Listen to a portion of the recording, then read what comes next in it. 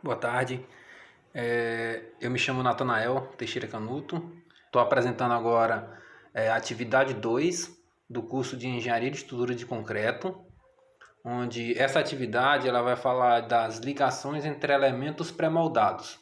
Nesse caso aqui, eu escolhi a ligação viga-pilar. Aqui no primeiro slide de ligações viga-pilar, a gente vê o seguinte: as estruturas em concreto pré-moldado caracterizam-se principalmente por um bom controle de qualidade em sua execução, porém as ligações entre os elementos estruturais da obra devem ser bem dimensionadas. Ligações mais simples acarretam estruturas mais sólidas aos momentos fletores, enquanto ligações que tendem a reproduzir as de concreto moldado no local demandam mais trabalho e tendem a diminuir a vantagem do concreto pré-moldado.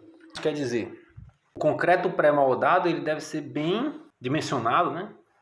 Acidência, evitar que eles rasguem, desestabilizar a obra, né? A estrutura em geral.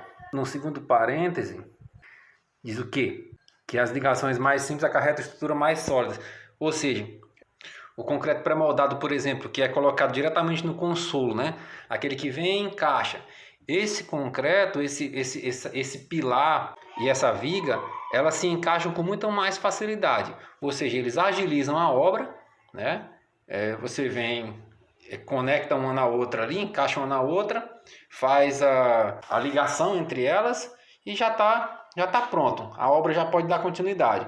Enquanto que as moldadas no local, ele vai demandar mais tempo, né? Porque você vai colocar a obra, a viga, né, no pilar. Vai ter que colocar a ancoragem, fazer a caixaria, depois concretar no local, vai ter que aguardar esse concreto secar para poder desenformar. Isso aí vai gerar muito mais tempo, podendo atrasar a obra ou demorar mais tempo para que essa obra seja concluída. Portanto, é muito melhor que se use as ligações mais simples. E quando a gente fala em consolo, a gente tem 3 tipos de consolo, né? Que eles são determinados através do cálculo A sobre D, onde o A é a distância da força até a face do pilar e o D é a altura útil do consolo, ou seja, a distância da força até a face do pilar dividido pela altura útil do consolo.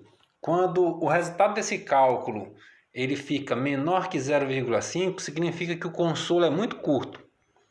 Aí, quando o consolo é muito curto, o cálculo para esse consolo deve ser feito através do cálculo de atrito de cisalhamento, certo? Quando o resultado desse cálculo for entre 0,5 e 1, o consolo é considerado curto. Então, o cálculo para esse consolo deve ser feito através do cálculo de Biela e tirante.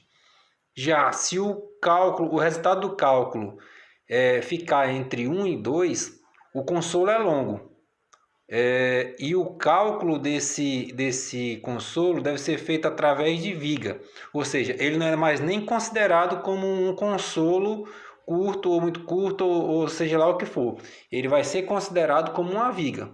E o cálculo desse consolo deve ser feito da mesma forma, um cálculo de viga. Aí nós temos alguns exemplos, né, de encaixes. Nós temos o exemplo que a gente já falou no início, que é o exemplo do concreto moldado no local, onde se perde bastante tempo, né? E é um pouco mais complicado de se fazer. Temos também o encaixe provisório, né? O encaixe que é feito com apoio provisório, que é o que é feito com as barras roscadas, aparafusado, os vergalhão parafusado, onde a ancoragem é feita por parafuso, porca, arruela, e na parte de baixo da viga se tem um apoio provisório, né? Como se fosse uma cantoneira, uma barra de aço. Vai fazer o mesmo serviço do consolo, né? E por fim aí temos o encaixe simples, onde ele é usado a almofada de apoio. A almofada de apoio normalmente são feitas de elastomo e são usadas para evitar o contato direto entre o pilar e a viga. Essa almofada ela também vai servir para distribuir o peso uniforme, né? Vai ter as tensões vai ser uniforme vai facilitar ali a movimentação horizontal e a rotação. E muito obrigado a todos e até a próxima atividade.